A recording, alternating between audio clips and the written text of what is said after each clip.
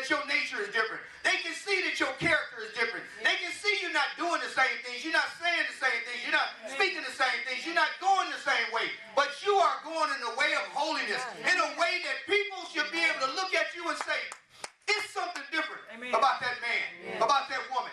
Why? Because we don't see them as most people. Yes. We see them as somebody totally different. I may not be able to say that that's actually God, but I can tell you this: they ain't like most church people. Come on. Amen. That speaks value. Come on. In John 4:23 and 24, let's go there. Because we kind of talked about this tonight. It says, but the hour cometh, and now is, when the true worshipers shall worship the Father in spirit and in truth. For the Father seeketh such a worship to worship him. And 24, God is a spirit, and they that worship him must worship him in spirit and in truth. See, God is trying to, or should I say the Father is trying to get us to understand that he wants us to worship him in spirit. When you learn to worship God in spirit, it's an attitude of mind that you have. It's an attitude that it doesn't make no difference whether everything you did went right. But it's an attitude of heart. It's an attitude of mind that you have only to please the Father. See, he said the true worshipers shall worship in spirit. See, we are spirit beings. Most people want to say that we're natural beings, but we're spiritual beings. And they that worship God must worship God in the spirit. Not out of the carnal man. Come on. And that's what he's seeking for. He's seeking to bring us to a place where we worship him only from spirit. Remember, what if it's God? Come on now.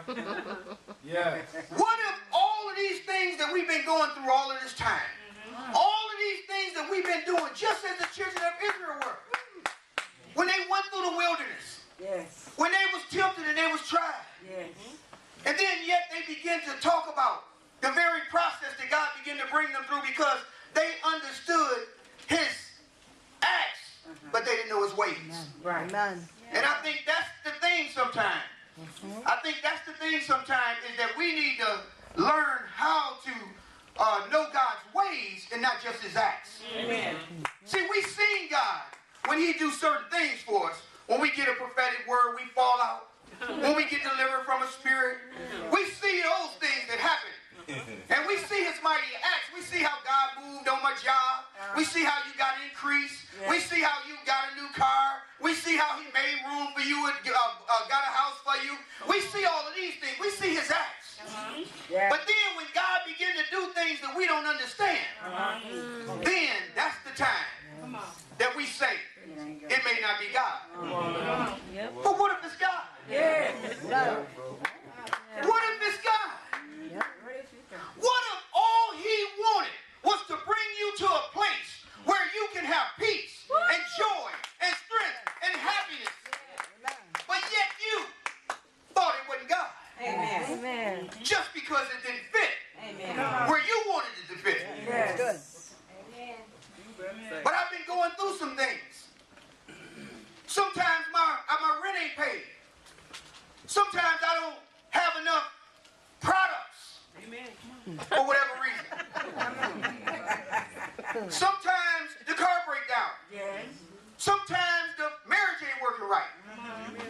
Sometimes I be without money. Sometimes I don't have a job. Maybe it's God. They always told me that anytime you can't figure it out in the natural, there might be a spiritual problem. Now what I tend to do is I tend to look to find out if it's a spiritual problem. For one of the things that we already know what we do. So first thing we can do is we can look and we can say, okay, now how am I lining up to what God last spoke to me? Yes. What am I doing to make sure that what God said come to pass? Come on. See, because sometimes, even though everything don't look right, who said it ain't God? Come on. Let's go to John 17. 17 and 3.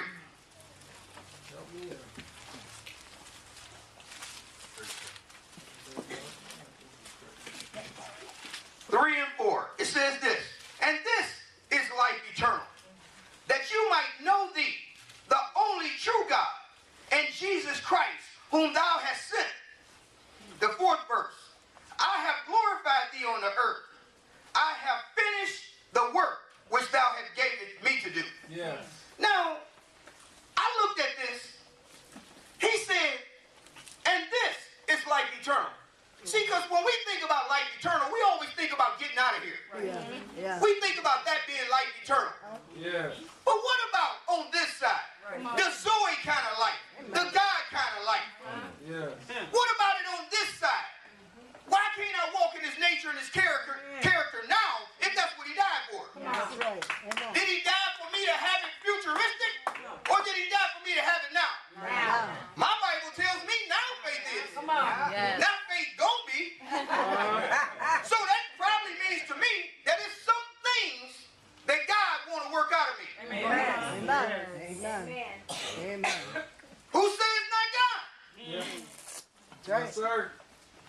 Okay, things pretty tight. Who's to say it's not God? Come on now. Yes. Preach. It's a pressure that is coming up on us. That's right. It seems like he's killing us.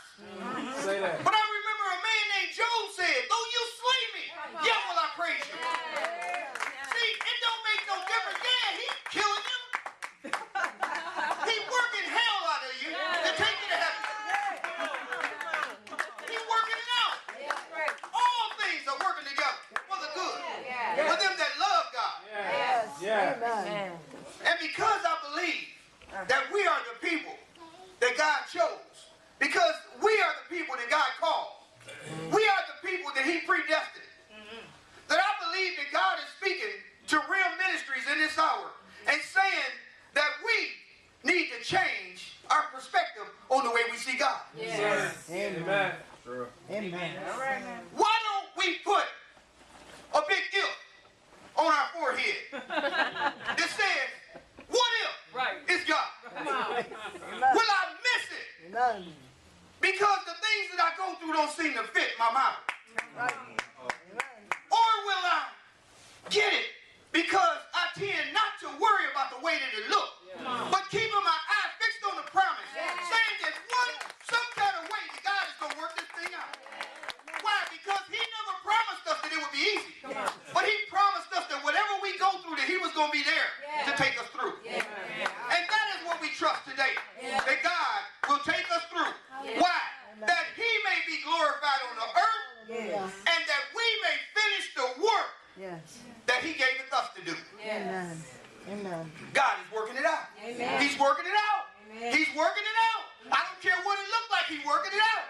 You got to tell somebody that he's working all things together for the good.